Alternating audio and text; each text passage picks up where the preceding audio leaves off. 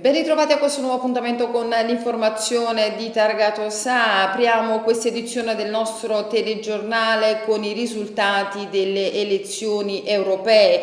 In provincia di Salerno il Partito Democratico è il primo partito con il 36,40%, Forza Italia al 22,80%, mentre il Movimento 5 Stelle al 20,95%. Fratelli d'Italia nel Salernitano ottiene il 7,91%, mentre il Nuovo Centrodestra si ferma di poco sotto il 6%. L'altra Europa con Tsipras chiude al 3,17%. Nel PD Anna Petrone supera il muro delle 34.000 preferenze, Gianni Pittella secondo con 18.551 voti, Pina Picerno terza con oltre 17.000 preferenze, seguita da Arlacchi 1 migliaio di voti in meno. Cozzolino nel Salernitano supera a stento il muro delle 10.000 preferenze. In Forza Italia Marzia Ferraioli si ferma di poco sotto quota 15.000.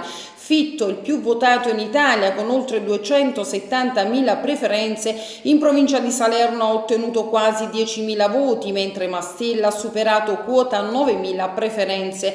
Una manciata di voti separa Patriciello, Martuscello e Rivellini in questo ordine di arrivo. Nel Movimento 5 Stelle Michele Cammarano, il più votato con quasi 20.000 preferenze. Isabella Di Norfi si ferma sotto i 15.000 voti. In provincia di Salerno Fratelli d'Italia registra gli oltre 20.000 voti ottenuti da Antonio Iannone, che supera seppur di poco Giorgia Meloni. Staccatissimo il terzo più votato Gianni Alemanno con 2.800 voti. Nel Nuovo Centrodestra Dino Brusco, il più votato, ottiene quasi 6.000 preferenze, qualche voto in meno del primo per Pasquale D'Acunzi. Si ferma oltre 3.000 voti Giuseppe Gargani, che stacca accesa al quarto posto. Nell'altra Europa Eleonora Forenza supera i 2.000 voti, meno di 2.000 preferenze per Barbara Spinelli, Claudio Riccio ed Ermanno Rea.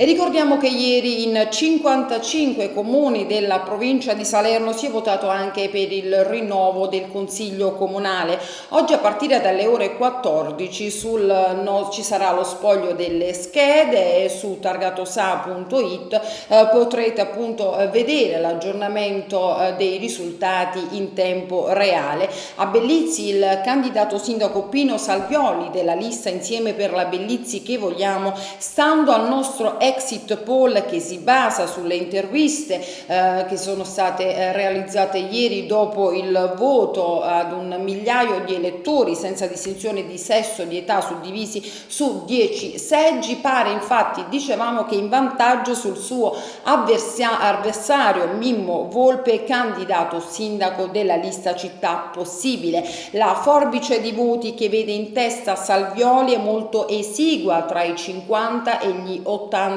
voti. L'exit poll realizzato da targatosa.it non ha alcun valore statistico, quindi può essere ritenuto valido solo per una semplice indicazione di voto proveniente dagli elettori intervistati e che potrebbe essere sempre variabile. Terzo granato. E restiamo in tema di elezioni amministrative con una notizia però che non ha nulla a che fare con risultati ed exit poll. È infatti scattata un'inchiesta per voto di scambio a Bellizzi dopo l'episodio che si è verificato ieri mattina in un seggio, quando un operaio di 33 anni ha fotografato con un telefonino la scheda dopo averla contrassegnata con il suo voto. Le indagini sono coordinate dai carabinieri della compagnia di Battipaglia, diretti dal capitano Giuseppe Costa, che hanno già informato dell'accaduto la magistratura salernitana. L'operaio, stando alle indagini dei carabinieri, ha fotografato la scheda votata per mostrare il voto espresso al candidato sindaco ed eventualmente al consigliere comunale che ha votato.